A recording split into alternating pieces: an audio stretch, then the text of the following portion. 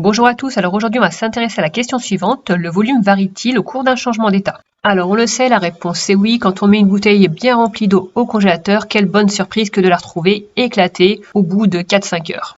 Nous, on va faire des mesures pour confirmer cette observation. Mon glaçon n'a pas une forme simple, donc je ne vais pas pouvoir calculer son volume par la méthode mathématique. On va donc utiliser la méthode expérimentale.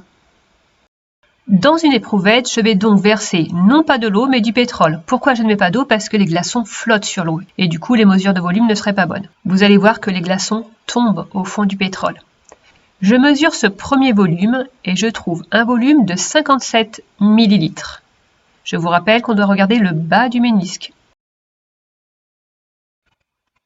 On ajoute les glaçons en penchant bien l'éprouvette pour qu'il n'y ait pas d'éclaboussure.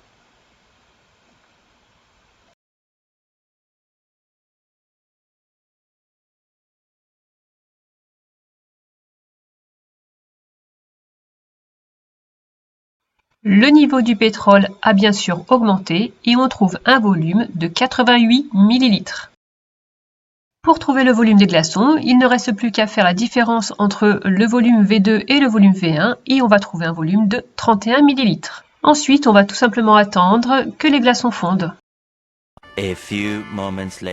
Quand les glaçons ont fondu, on peut lire directement le volume de l'eau et on voit qu'il correspond à 30 ml.